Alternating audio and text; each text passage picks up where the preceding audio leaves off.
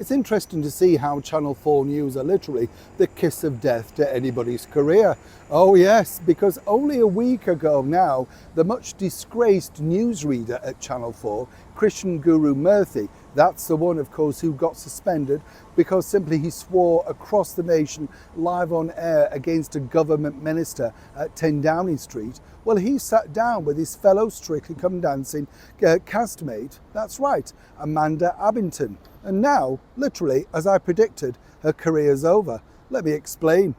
Morning, good to see you. Thank you so much as ever for taking the time out to join me today alongside the beautiful and very warm today River Thames. Wherever you are, I hope you're keeping safe, warm, and of course you're very welcome here on this channel. Well, have a lovely wave. Thank you so much for your time. I pointed this out, didn't I? Because obviously Amanda Abbington is now famous for one thing only, and that seemingly is to many people trying to bring down a much-loved TV show in the form of Strictly Come Dancing, one that's now been running for 20 years this year.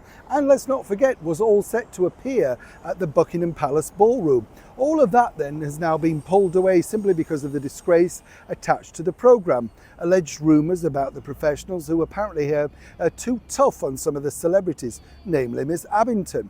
Now what's interesting is, over a week ago now, as I say, she decided to sit down for a one-to-one chat with none other than the disgraced newsreader Christian Guru Murthy. And in defence to him, he has said that his experience on Strictly was very pleasurable and one that he thoroughly enjoyed. In fact, so much so, he was considering moving into the world of entertainment. I use the word considering simply because he considered it, but nobody else did. Hence the reason he's still stuck at Channel 4 with virtually a zero audience. You understand how this works now. But of course, the problem that you have when you sit down with these particular individuals is simply this. You see, the bigger issue is all about whether the audience like you or don't. And the audience have decided that, sadly for Miss Abbington, they don't. You see, on the back of these interviews, as I told you, she was constantly pushing the fact that now she was in a brand new play at a very small theatre over here in London. Around about 150 seats, if that. Now, sadly for Amanda, despite all of that heavy push and all of those interviews and the acres of press coverage that she's received on digital platforms and in print, well, sadly, tickets are still aplenty. In fact, they're really struggling to sell tickets. Now, if I was Amanda's agent, I would have offered very sage advice: shut up, sell the play and move on. But clearly there was money to be made. No doubt, many of those interviews paid a substantial amount. As ever, we have to say allegedly, but the TV channels will know whether they had to pay for the sit down or not, even though she was sort of self-promoting.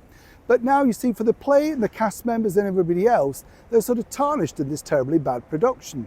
And as for Amanda, what's going to be very difficult now, as I pointed out to you before, once you cross people of that level, the powerful people of the huge networks like BBC, ITV, NBC, CBS, whatever, once you cross them, you're marked, and it's going to be very difficult for any major channel now, or indeed theatre production, to try and take a risk on her. And this will be very detrimental to her career moving forward. I don't say there was any delight or glee, but I've seen it many times before. The people around them who advise them clearly are in it for the short-term money. As for Amanda, she's ploughing ahead with the play, but no doubt looking at plenty of empty seats, wondering exactly where are all those dedicated supporters that she felt she had on social media, willing her to go on and expose the debacle behind her Strictly journey. Neil Sean in the very heart of London.